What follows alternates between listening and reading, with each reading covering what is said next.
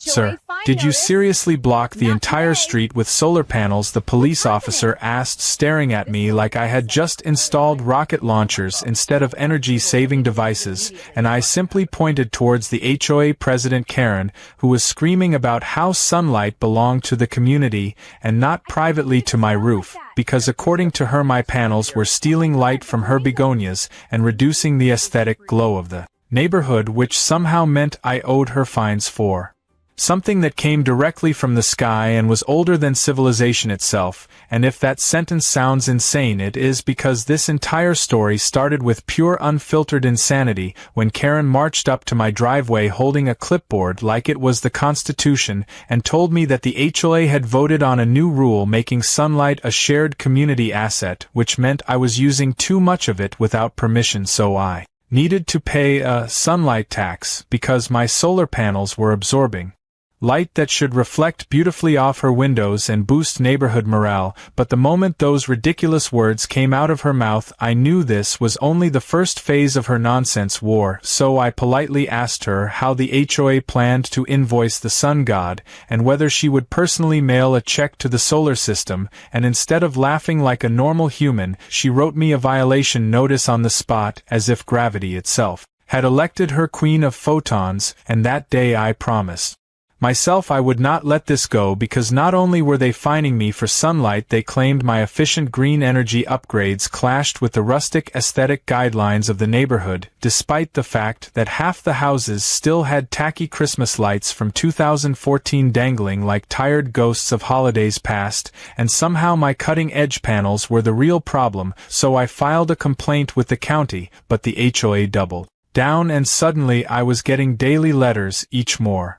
ridiculous than the last, demanding fines for things like excessive beam absorption and unauthorized daylight harvesting, and one even threatened a lien on my property if I did not reduce my renewable energy usage immediately. And as absurd as it was, anger started boiling in me, because these people were trying to punish me for saving electricity during a global crisis, and it did not help that Karen lived directly across the street, constantly spying on me through her decorative curtains like a crow, guarding shiny objects, and every time she saw me climb onto the roof to adjust a panel, she would photograph me like she worked for National Geographic, documenting a rare rooftop gorilla. And the more she tried to intimidate me, the more determined I became to make my panels bigger, brighter, and even more sunlight-loving, until one day she showed up accompanied by two other HOA board members who looked just as proud and delusional, and they handed me an official summons to a compliance hearing where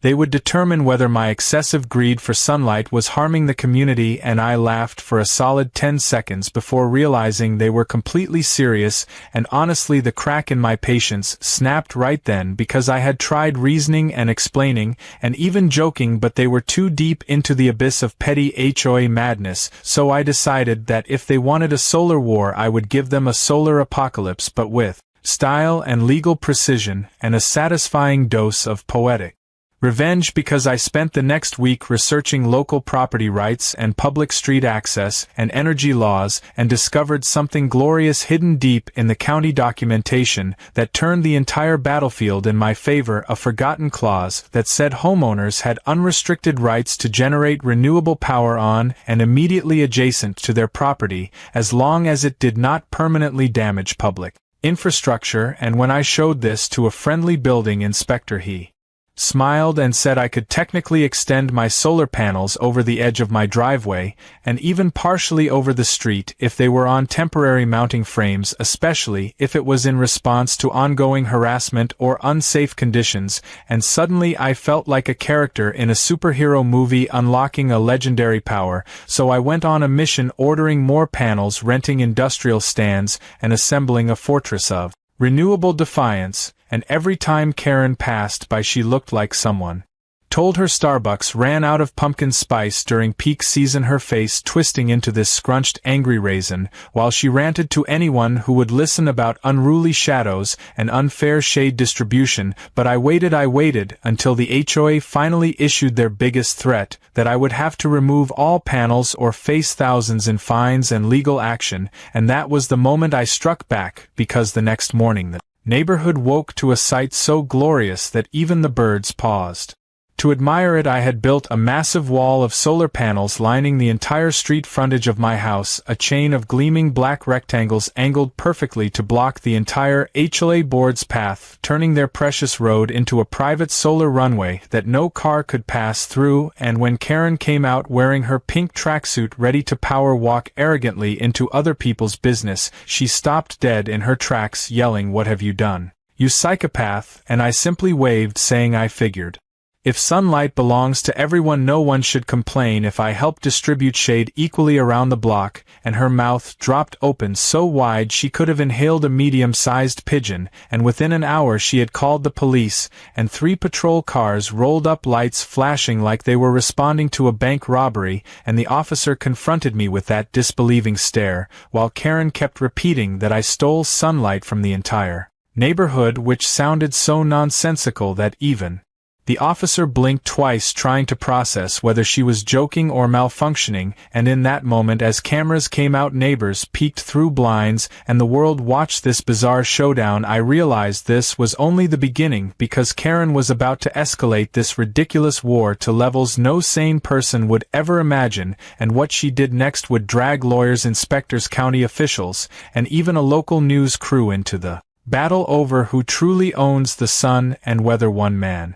armed with solar panels and stubbornness, could dismantle an entire HOA with pure daylight-fueled revenge. As the police officer continued to stare at me like he was waiting for a hidden camera crew to jump out and yell surprise, Karen launched into the most dramatic monologue I have ever witnessed, claiming that my solar wall created a public safety hazard and endangered the integrity of community sunshine distribution, which made the officer tilt his head slightly like his brain had attempted to escape through his ear. But I remained calm, and handed him the printed copy of the county regulation I found, and he read it slowly, nodding in disbelief, while Karen stood there hyperventilating like someone unplugged her from her daily infusion of gossip energy. And when the officer finally finished, he sighed and said, technically, he could not force me to remove anything since nothing was permanently installed, and the street access had alternate routes from both sides, so while I might be a nuisance, I was legally a nuisance. And Karen's eyes widened so much she looked like a startled lemur while she shouted that she would make sure I burned in legal hell for ruining the neighborhood's visual harmony and causing traumatic shadow experiences for her roses, and she demanded an immediate emergency HOA meeting. But the officer told her this was a civil matter, and unless the solar panels grew legs and attacked someone, it was not his problem. So he got back in his car, leaving Karen fuming like a tea kettle about to explode as she stormed away, stomping hard enough to aerate the soil beneath her, and I stood there proud like a medieval knight guarding his castle, except my shield was renewable energy, and my enemy was a woman who thought she owned the elements themselves. And throughout that day neighbors snuck glances, some tried to hide their amusement, and a few even whispered good job to me when Karen was not looking, because everyone knew she was the queen of control. And finally someone had snapped the invisible leash she had wrapped around this street. But the victory celebration was short-lived, because that evening I received an email that felt like reading a villain's manifesto in Comic Sans font. The HOA declared my solar wall an act of hostility against community values, and scheduled a tribunal, not a meeting, a tribunal, which sounded like they were preparing to exile me to the shadow realm for committing high treason against sunlight. And as ridiculous as it was, I knew attending would be like stepping into a circus run by dictators armed with clipboards, but I was prepared. I gathered every document, photo, and recorded voicemail Karen left yelling about eco-crimes, and when the day arrived I walked into the community center greeted by 3 HOA board members sitting behind a long table like judges from a show where homeowners must beg for their right to breathe unregulated air, and at the center sat Karen tapping her pen repeatedly like she was performing torture through annoyance, and she opened the session by accusing me of disrupting the cosmic equilibrium of the neighborhood and creating emotional distress from malicious shade casting, and at that moment I had to bite my tongue to stop laughing, because she was selling this nonsense like a lawyer auditioning for a soap opera. Then they demanded I justify my actions, and I calmly explained that their fines were baseless, illegal, and scientifically stupid, which made Karen gasp like I had slapped her with a wet fish, and she countered saying the HOA had broad authority to enforce rules that protect community happiness, including atmospheric enjoyment, writes a phrase that sounded like something invented at 3 a.m. by someone who hates science class, but they all nodded pretending it made sense, and when I pointed out that their rules did not mention sunlight at all, Karen proudly handed me a freshly printed document that added a new section stating significant sunlight reflections must remain uniform and unobstructed for fairness and neighborhood beauty to flourish, which they just created and backdated to pretend it existed earlier. And that was the moment I realized they were not simply annoying, they were corrupt petty dictators rewriting rules to fit their fantasy world, and they expected me to roll over and obey. But I was done playing defense, so instead of arguing endlessly I leaned forward and said, fine, if you claim sunlight is a shared asset, then I will gladly continue sharing my solar energy with everyone, which made Karen snort until I clarified that I would be fully within legal rights to install even more solar structures temporarily adjacent to public roads, especially if the HOA continued their attacks, because county regulations supported renewable development and allowed for demonstration installations, which meant legally I could block half their street for months if I wanted while advertising clean energy advocacy. And Karen's expression collapsed like a balloon popping silently, her confidence draining away as she realized her war had backfired, and I was holding a legally armored sledgehammer of revenge. But being the stubborn storm she was, she refused to surrender, and stood up furiously, declaring that if legal action was my choice, then the HOA would contact their attorney and escalate this battle to courthouse levels. And she ended the meeting with a dramatic slam of her papers like punctuation for a very dumb paragraph, and I walked out feeling the mix of adrenaline and dread, knowing this fight had just moved from petty complaints to full-scale warfare. But I could not help smiling, because I still had one more surprise up my sleeve. Thanks to a little interview I had given before the meeting, a reporter from a local station had heard about the bizarre sunlight fines from a neighbor, and called me asking if she could film the story, because apparently HOA insanity was great for viewership, and I agreed, knowing nothing terrifies bullies more than exposure. So, while Karen and her board strutted around thinking they had cornered me, a full news van rolled into the neighborhood the next morning, cameras aimed at my solar barricade, as I explained to the reporter how I was fined for allegedly stealing sunlight from community plants,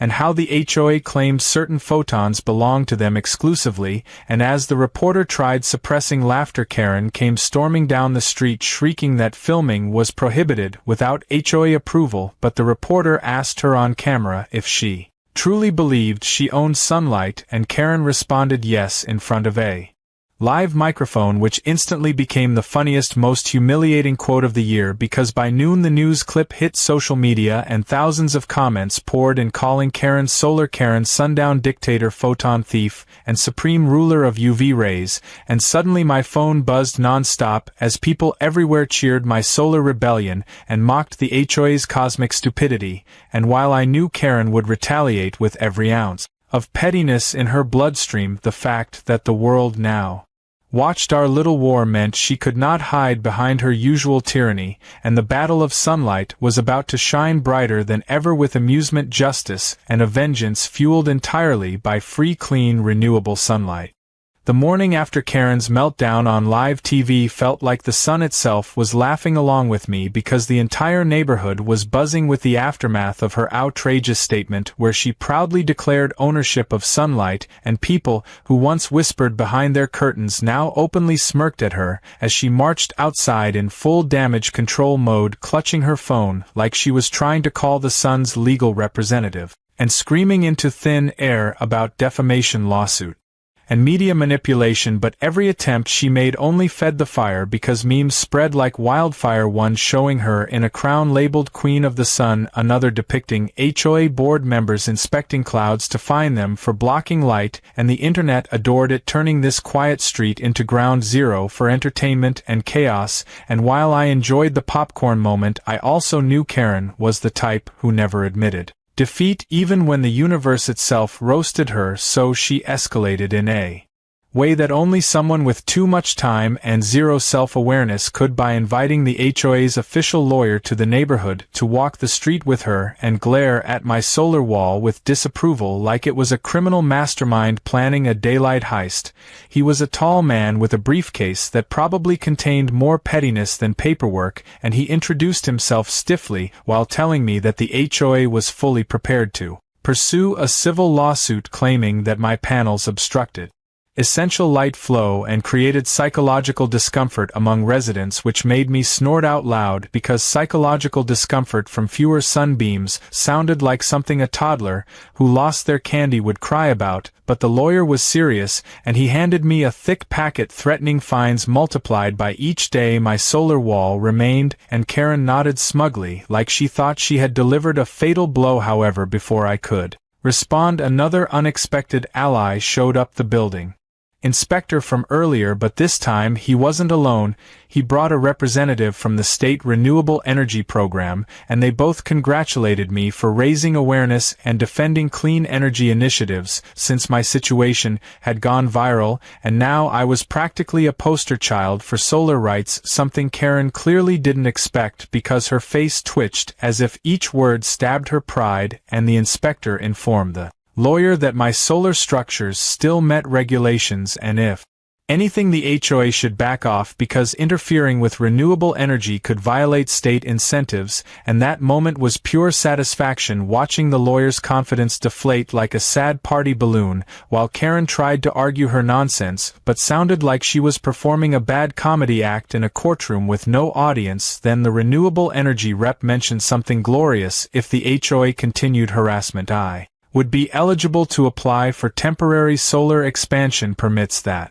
could grant me authority to build even more installations, including street-adjacent demonstration projects, which meant legally I could double the size of the wall just to promote clean energy. And when he said that, I swear I saw Karen's soul leave her body for a second like a ghost escaping a malfunctioning vacuum cleaner, and she squealed that this was unfair and unethical, but the rep politely reminded her that sunlight was a natural resource, not an HOA-controlled luxury. And suddenly the power dynamic shifted again in my favor, so of course Karen retreated to plot her next attack, leaving with her lawyer like defeated villains. But this tranquility didn't last long, because 2 days later massive trucks appeared hauling bright red plastic barriers like the type used to block traffic during parades, and Karen stood proudly supervising, as if she single-handedly orchestrated a military operation. The HOA decided if I blocked the street, then they would block it more dramatically. They lined up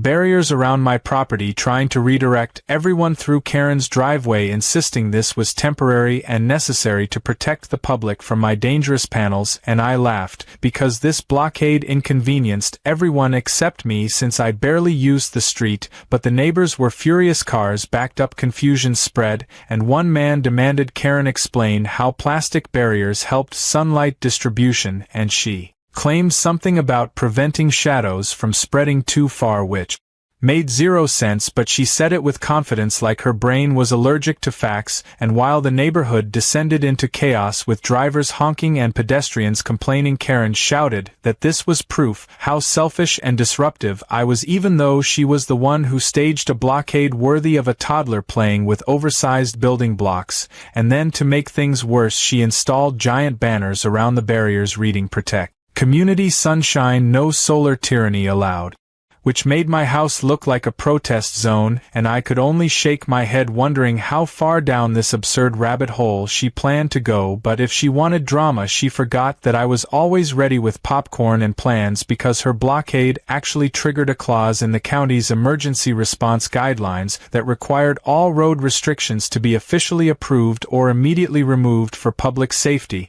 which I reported, and Within hours an actual sheriff arrived demanding removal of the barriers, and Karen tried arguing that the HOA was an authority higher than the county, which made the sheriff laugh so loudly I thought he might choke on his amusement. He ordered them gone immediately and fined the HOA for illegal obstruction, and the moment those barriers were taken away felt like watching karma do parkour on Karen's ego, but the peak came shortly afterward when the sheriff noticed Karen's fancy garden lamp plugged into an extension cord illegally drawn across a public sidewalk, and he ticketed her on the spot for hazardous electrical practices, while I stood a few feet away enjoying every delicious second of poetic justice. And as Karen's face turned the exact shade of her favorite flamingo lawn ornaments, she screamed that she would not rest until I was crushed by HOA justice, and that I would regret this war forever. But she didn't realize that every crazy move she made only strengthened my case and turned more neighbors against her, because that evening they started knocking on my door thanking me for standing up against HOA madness, and some even offered to help expand my solar barricade if needed. One elderly couple brought me cookies, saying they had always wanted someone to humble Karen, because she once fined them for having a doormat that said "go away" since it wasn't considered welcoming enough, and I realized this wasn't just my fight anymore, it was a rebellion fueled by sunlight, cookies, and community revenge. And as night fell and the moon reflected beautifully off my solar fortress, I knew the war was far from over, because Karen would soon bring out her most desperate, most irrational, most explosive plan yet, and she would stop at nothing to regain power over photons and property, even if she had to drag the entire HOA into legal oblivion trying to destroy me.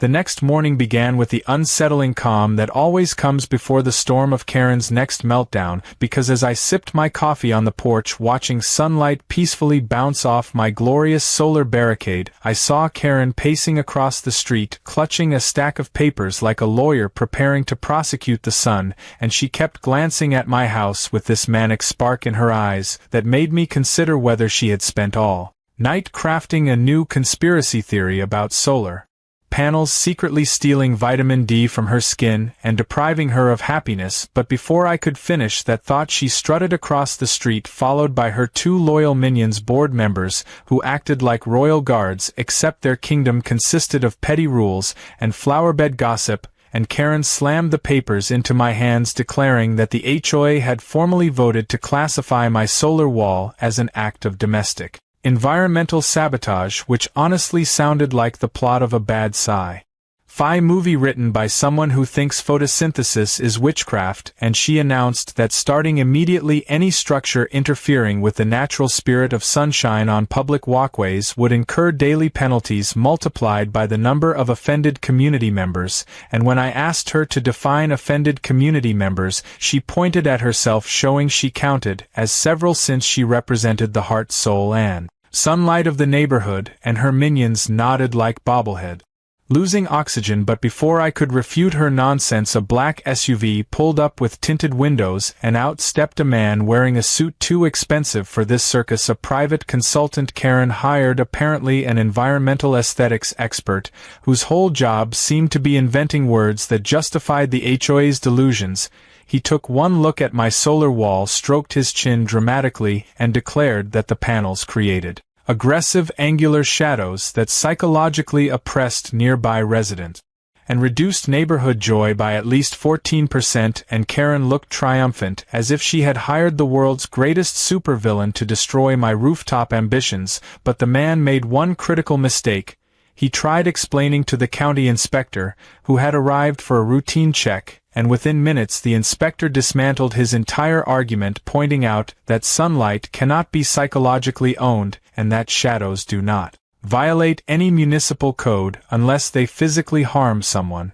Which made the consultant huff like a magician whose trick rabbit refused to cooperate. He stormed back into his SUV, while Karen yelled after him, asking if she still had to pay him full price, and he peeled away without answering, leaving her jaw flapping silently, while the inspector winked at me, seemingly enjoying the chaos. But Karen was not done, and later that afternoon I heard loud commotion outside, and stepped out to see her installing a massive reflective structure in her yard, a shiny wall of strategically placed mirrors aimed directly at my house. and she screamed that if I could harvest excessive sunlight then she could redirect it back, because sunlight must be shared equally and my panels were stealing the sun's affection, so she was fighting back with the power of reflection, which sounded idiotic until those mirrors began blinding every driver passing through, sending bursts of weaponized daylight right into their eyes. Cars were swerving. Neighbors were shielding themselves with newspapers, and one man fell off his bicycle after a beam of light blasted his face like a divine punishment. So when the sheriff returned after somebody called about the mirror menace,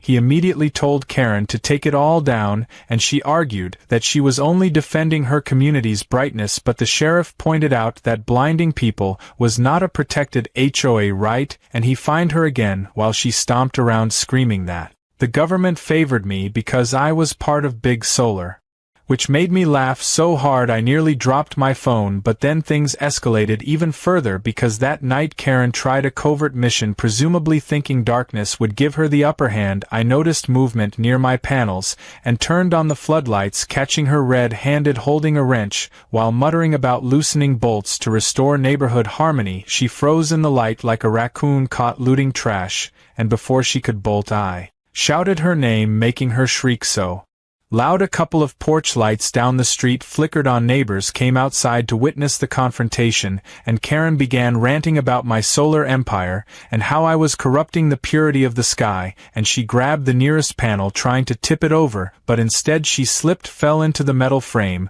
and got her yoga pants caught on a corner, leaving her dangling awkwardly with one foot off the ground, while everyone stared in silence, until someone burst out laughing, and then the entire crowd joined in, which only fueled her humiliation. She finally freed herself and sprinted away, yelling that this was not over while threatening to summon a higher cosmic authority, which I assumed meant the HOA president of the universe. But by now even her most loyal supporters were questioning her sanity, because the next day the neighborhood group chat leaked screenshots of Karen ranting about me building a solar-powered death ray to melt the HOA office, and a poll asking whether she should be removed from the board appeared, receiving an overwhelming yes, and Karen panicked. She went door to door begging people to vote for her, promising tax-free sunlight and eternal brightness if re-elected, which sounded like a campaign speech from someone running for mayor of Mars. But most neighbors just slowly closed their doors in her face, and later that evening I heard her yelling through the closed HOA office door, claiming that democracy was dead if she lost control of the sun. But karma delivered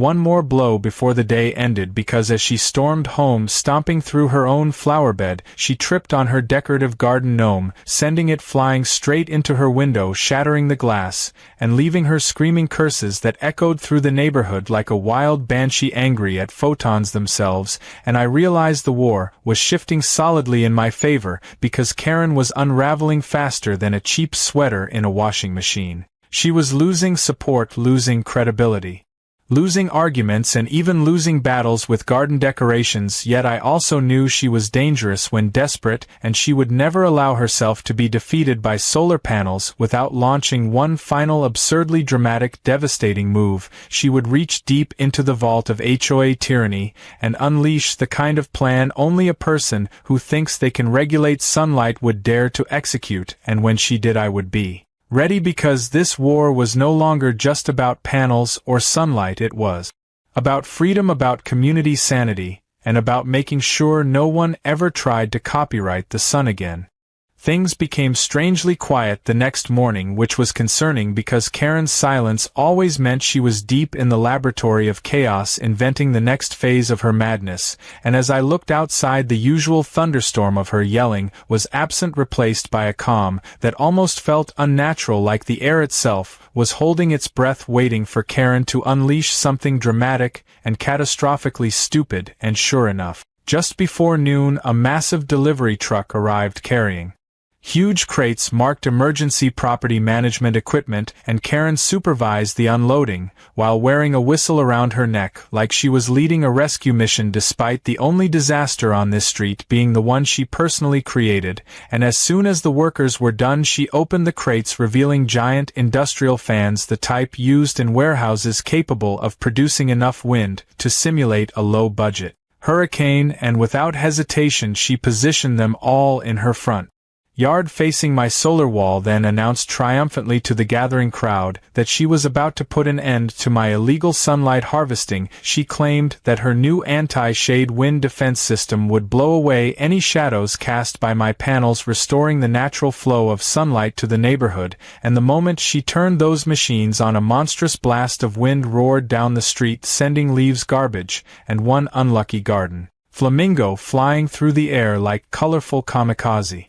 birds. Neighbors screamed, holding on to hats and patio furniture, but the only thing those fans actually did was rattle my solar panels slightly while making Karen look like the villain in a weather-themed superhero movie. And after about 10 chaotic minutes, the sheriff arrived again, called by multiple distressed residents complaining that the HOA had summoned a tornado into the neighborhood. He demanded she shut the fans off immediately, and when she tried arguing that she was fighting for the solar rights of the community, he told her the only right she was fighting for was to make everyone miserable, and fined her yet again, this time threatening to charge her with reckless endangerment if she turned them on again. And with that, her latest brilliant idea crumbled like a cookie dropped in a puddle. She stomped away defeated, but I knew she would not stop. She would keep escalating until she either won or self-destructed in the most embarrassing public meltdown in HOA history, which honestly would be the most satisfying outcome. And as the day went on, neighbors thanked me again, expressing how they had been waiting years for someone to stand up to her tyranny. One mother explained Karen once tried to fine her toddler for drawing chalk art on the sidewalk, claiming it violated neighborhood art standards. Another man recounted how Karen forced him to repaint his fence 3 times because the shade of white was not white enough. Apparently,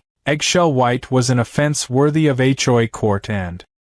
hearing their stories only fueled my motivation to see this through, because this fight was no longer personal. It was about freeing everyone held hostage by Karen's absurd authority, and these people were ready to rebel. They began offering help in any way they could, and soon I found myself surrounded by volunteers armed with toolkits, ladders, snacks, and surprisingly intense enthusiasm to assist in expanding my solar barricade. But before we could begin construction, a group of cars slowly rolled into the neighborhood, and out stepped several individuals in formal attire with badges representing the State Energy Authority, as well as a climate initiative organization that was monitoring viral stories involving renewable rights. They explained that my situation gained national attention, and they were here to investigate potential violations by the HOA interfering with clean energy solutions. And when they interviewed neighbors one by one, each person had horror stories worse than the last about Karen's reign of terror, from forcing elderly couples to remove bird feeders to threatening fines for curtains being too cheerful. And the officials listened, visibly disturbed by the pettiness and control issues on display. They then approached me, asking for documentation of every complaint and violation notice the HOA had thrown at me, and once they reviewed the ridiculous claims about sunlight theft, they shook their heads, saying this was a blatant attack on legally protected renewable use. Then they delivered the most glorious news I had heard since the start of this war. They were opening a formal investigation into the HOA's abuse of authority, and during the investigation the HOA must cease all enforcement actions regarding my solar panels, which meant Karen was legally frozen, unable to fine me or retaliate. She looked like someone had unplugged her from her source of rage, which I assumed was a hidden stash of expired energy drinks and neighborhood gossip, because she stood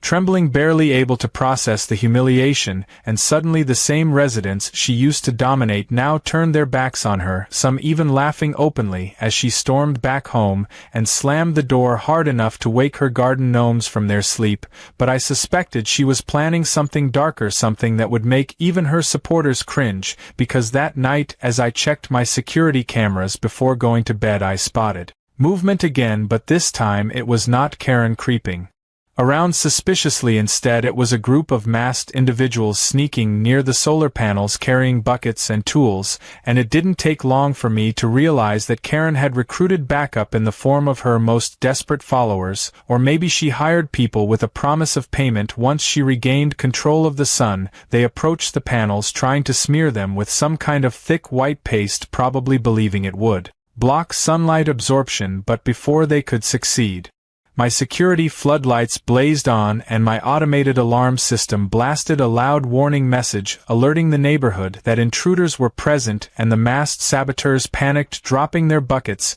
and scrambling like scared squirrels while neighbors rushed outside, some filming, others yelling, until the group scattered, disappearing into the darkness. But one of them tripped, lost their mask, and in the camera footage the unmistakable face of one of Karen's loyal board members was exposed. The following morning I submitted the footage to the county and the energy officials, who were still on site, and the consequences hit hard because that sabotage attempt was considered vandalism of government-recognized renewable infrastructure, which carried severe penalties, and now the HOA had criminal charges looming over them. And when the news reached Karen, she came out screaming incoherently about conspiracies, accusing me of planting actors to make her look bad, claiming she was the true protector of sunlight and everyone else was part of Big Solar's master plan to overthrow natural order. She looked completely unhinged, hair, wild eyes bulging, ranting like a villain in the final act of a movie right before dramatic defeat, and in that moment I realized Karen was at her breaking point. She had waged war with weather technology, legal threats, psychological claims, and nighttime sabotage, and lost every single battle, but she was too deep into her obsession to back down. She would either explode in catastrophic fury or pull one last desperate trick, something so outrageous it would make everything before look rational. And as the sun set, casting a warm glow over my victorious wall of panels, I knew the endgame was approaching, and whatever Karen attempted next would decide whether she would fade quietly into irrelevance or ignite the most chaotic showdown this neighborhood had ever seen. The following day began like the calm before a disaster movie, because not a single shout came from Karen's yard, no clacking heels, no clipboard, no accusatory glare aimed at the sun, and that silence made me more nervous than any screaming fit she had ever thrown, since the quiet version of Karen was like a volcano deciding whether to erupt or simply erase the planet. And for a moment I actually wondered if maybe the investigation and the criminal charges and the social humiliation had finally taught her a lesson, or at least forced her into hiding. But of course that fantasy shattered quickly when a convoy of vehicles rolled into the neighborhood, led by a car with an outrageous magnetic sign reading Solar Justice Special Unit, and behind it were vans carrying what looked like stage props and cheap costumes, and Karen marched triumphantly in front of them, wearing a cape that sparkled like it was made from stolen disco balls, shouting that she had formed a citizen solar patrol to take back control of the sky from renewable tyrants. She blew a whistle, repeatedly summoning a crowd that mostly showed up to witness whatever insanity was about to unfold, and then she presented her newest idea, as if it were the breakthrough discovery of the century. She announced the community would perform a sunlight equality demonstration to protest the oppressive shade caused by my panels, and demanded everyone stand in precise sunny areas holding giant aluminum foil boards to reflect sunlight into the parts she believed were deprived, which mostly meant her yard. She began instructing everyone to assemble in ridiculous formations using color-coded cones, and yelling about photon justice and atmospheric democracy. But the moment the sun hit all that foil, the glare became unbearable. People shielded their faces, stumbled into bushes, and one poor man nearly walked straight into a mailbox, blinded by Karen's misguided light crusade. And when a neighbor politely asked whether all this was necessary, Karen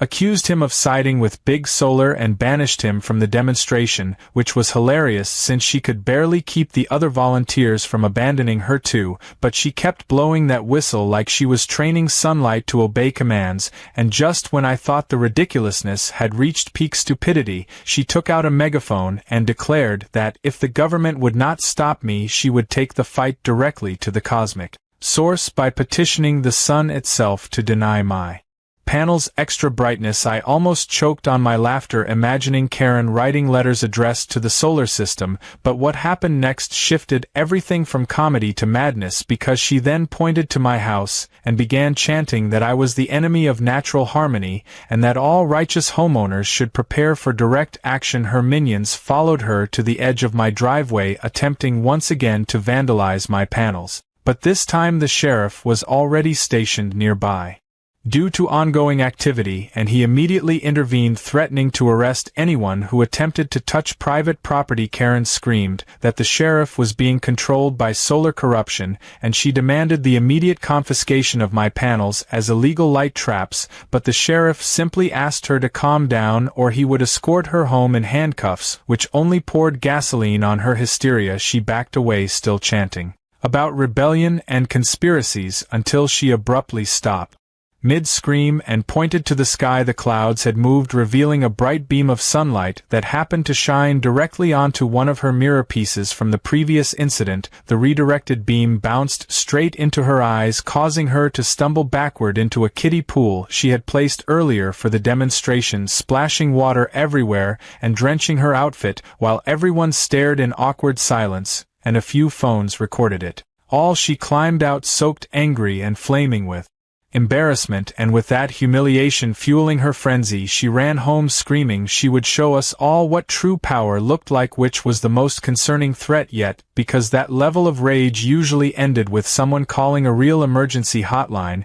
and for several hours nothing happened. The sun lowered, neighbors chatted, gossip spread like wildfire, and the world seemed to return to normal. But as night fell, we all heard a loud grinding noise, followed by bright lights, and when I stepped outside, my jaw nearly dropped. Karen had acquired a giant industrial crane. How she rented it I would never understand, and suspended from it was an absurdly large structure that looked like a massive reflective dome made from dozens of metallic sheets haphazardly bolted together. She cackled from the crane operator's seat, yelling that she was about to create the ultimate sunlight magnifier, a device that would redirect every stray photon from my panels back into the community, restoring balance and eliminating my shadow oppression. She hit a switch, and the crane raised the structure high above the street, but the entire monstrosity wobbled precariously like a toddler holding a stack of dishes too tall to see over, and neighbors shouted at her to stop before she killed someone, but she insisted this was the final step to victory, so she ordered the crane to swing the dome toward my panels, and that was when disaster truly struck, because the crane could not handle the uneven weight. The arm jerked violently, and the massive reflective dome broke loose, dropping straight into Karen's yard, crushing her flamingo army, flattening a bush shaped like a heart, and smashing into her fence, sending debris flying everywhere. Karen screamed like a horror movie villain reaching the moment of defeat, and the sheriff immediately rushed over, demanding she shut everything down before she managed to collapse her entire property into a shiny pile of rubble. She tried to argue that she was moments away from destroying my solar tyranny, but the sheriff sighed deeply, clearly done with her nonsense, and this time, he actually placed her in the back of his squad car, not as a symbolic warning, but for legitimate public safety violations. The neighbors applauded, not politely, but with the kind of cheering reserved for championship victories and Oscar wins combined, and as Karen was driven away, still ranting about sunlight corruption and cosmic betrayal, I stood silently watching the flashing lights fade into the darkness, feeling a strange mixture of relief and dread, because even though she had finally crossed the line into legal arrest territory, I knew Karen well enough to understand that this was not her surrender moment. This was her origin story moment that would inspire her to return even more determined and unhinged. She would come back with every scrap of stubbornness in her mutated HOA DNA, and when she did, it would be the biggest, most explosive and sunlight-obsessed confrontation, yet one that would either end my solar revolution or permanently dethrone Karen from her imaginary throne as ruler of the sun. When Karen returned 2 days later, after what I can only assume was a very intense conversation with a judge-therapist and possibly an exorcist, the neighborhood braced for impact, because everyone knew she would burst back into the scene with enough anger to power a nuclear plant, and sure enough, she emerged from her front door wearing a freshly pressed HOA blazer, as if nothing had happened, smiling with the unsettling calmness of someone who had fully convinced herself she was the victim of Universal injustice. She walked around waving like she was a beloved mayor instead of the chaos gremlin she truly was, and she stopped directly in front of my solar wall, giving me a smile so forced it looked like her face had been stapled into that shape, and she informed me that she had spoken to her lawyer and learned that although she could not force me to remove the panels, she could pursue something called community harmony violations by proving that my solar barricade was psychologically disturbing her peace, which I found hilarious because nothing disturbed peace more than Karen herself, but the moment she said it I recognized that this was her final battle, her desperate attempt to cling to power by using legal technicalities, so I calmly informed her that the state officials were still investigating and anything she did could be used against her, which made her smile crack slightly, but she quickly recovered, announcing that she had a new plan and this time everyone would witness how selfish and destructive my solar obsession really was, and as if summoned by her villain speech, a moving truck appeared, and from it came large panels printed with fake headlines making outrageous claims like "Solar Man endangers children" and "Panels cause neighborhood misery," and she set up an entire propaganda exhibit on her lawn complete with dramatized charts and exaggerated emotional testimonies written on giant posters, accusing my panels of committing crimes against joy and sunlight distribution. She even hired a man dressed as a sun to walk around looking sad and defeated, while handing out flyers begging people to save him from energy tyranny. The performance was so ridiculous that neighbors gathered laughing, baffled, and recording the whole thing to share online, and every time someone asked a logical question, Karen would blow her whistle, accusing them of being solar spies and telling them to step away from her citizen education space, and I could see she was unraveling even more deeply because she kept pacing back and forth, mumbling to herself about cosmic justice and neighborhood legacy. But then things took a wild turn because a van with a prominent media logo pulled up, the same news crew from before they returned, hoping to capture the next chapter of this unbelievable war. The reporter approached Karen asking if she truly believed she had authority over sunshine, and instead of denying like a wise person who had been roasted by the entire internet, she doubled down, passionately claiming that the sun belonged to the community and her duty as HOA leader was to protect its fairness for future generations, insisting that my panels were hogging pure happiness and draining the collective light supply. The reporter tried to hide her amusement but failed, and as the camera recorded every delusional word, Karen suddenly noticed the crowd and thought she had supporters, so she raised her hands dramatically, declaring the time had come to liberate the neighborhood from solar oppression. Her minions appeared again, though fewer in number since most had given up, and they marched behind her chanting "Sunlight is ours," which sounded like a cult slogan, and then she pointed at my solar barricade and yelled that it was time for the community to tear down the wall of greed with their own hands. She stepped forward, making a dramatic grab for one of the panels, but she underestimated how securely they were fastened, and instead of ripping the panel off, she lost her balance and face planted into the frame, causing the crowd to gasp then applaud because it was honestly the most graceful performance she had ever given. She stood up dizzy, still yelling that justice would prevail, but then the unexpected happened. A sudden gust of wind hit the propaganda boards she set up, sending them flying into the air. The poster claiming I caused environmental sorrow smacked one of her minions in the face, while another landed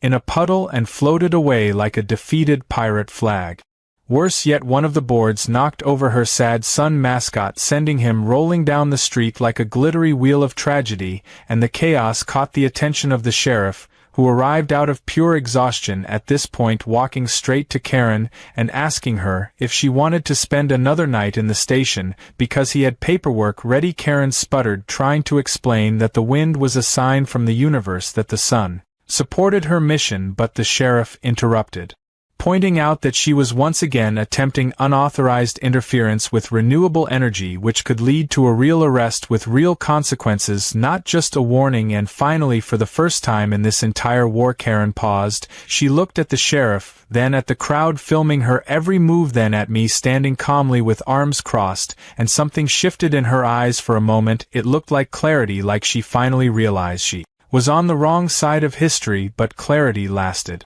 maybe 5 seconds. Her face then twisted into pure denial, and she stomped back toward her house, throwing one last threat behind her, saying this war would end in the courtroom, where sunlight laws would finally be decided by people who understood community happiness, and then she slammed her door, leaving everyone speechless. Neighbors started dispersing, many shaking their heads, others laughing, and the reporter came to me saying she would love to follow up once the legal dust settled, because our suburb had become the most entertaining saga the station ever covered, and I thanked her while watching Karen's curtains rustle, meaning she was definitely spying and plotting, probably drawing war maps of shadow angles in a notebook. And yet, despite everything, I knew this was almost over. The investigation was wrapping up, and the state energy officials were preparing their final ruling, and the HOA was drowning in fines, violations, and public humiliation. Karen still thought she could win, but she had already lost, because the moment she tried to attack me through legal technicalities, she also attacked the basic right everyone now understood clearly: the freedom to use the sun without permission from an unhinged neighbor. And tomorrow the decision would come down officially, which meant either Karen would face the ultimate downfall or she would somehow conjure one more desperate act. However, as I watched the sunset reflecting beautifully across my solar wall, I realized one thing for certain: the sun had already chosen a side, and it wasn't hers.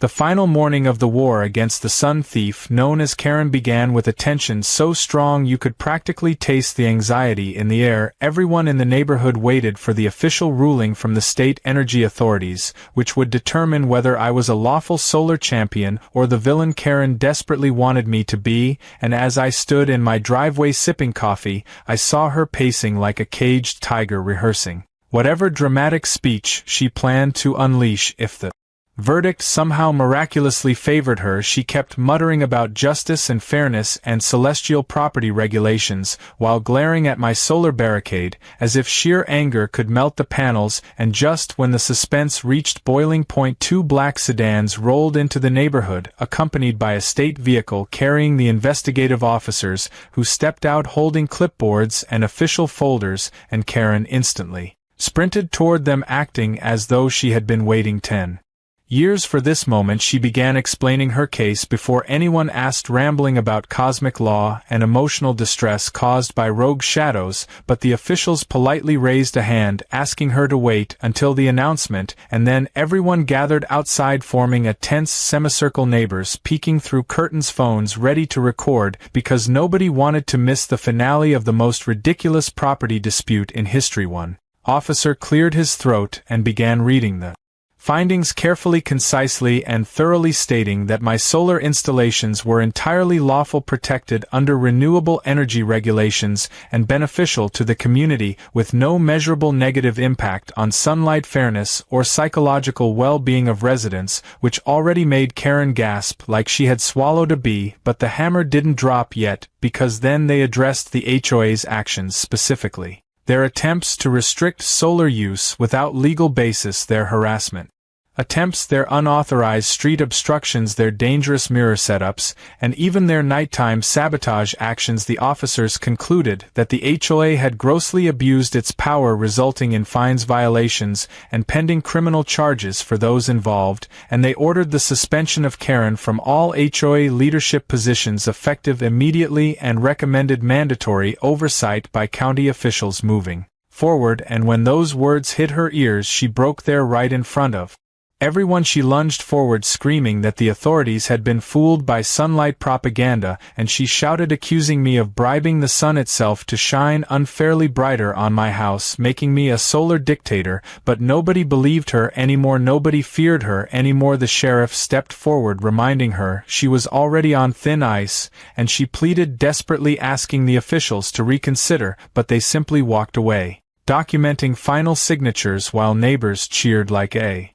heavyweight champion had just knocked out a villain in the final round. Then Karen turned toward me, eyes trembling, lips shaking, calling me a monster who destroyed her life. But at that point, even her closest minions stepped back, not wanting to share in her downfall. One neighbor shouted, "Thank the sun it's over," while another said, "Finally we can walk our dogs in peace without sunshine inspections." Karen covered her ears, screaming for everyone to stop, but voices only grew louder, celebrating the freedom from her reign, and then with a dramatic shriek she ran into her house, slamming the door hard enough that a shingle fell from her roof, and for several minutes quiet returned. No one spoke, almost unsure whether the chaos was truly finished, but then slowly people began clapping one by one, turning into a neighborhood-wide applause directed at me and the panels, and the triumph of logic over lunacy. It felt surreal and hilarious and weirdly heroic. The sheriff approached, shaking my hand, telling me he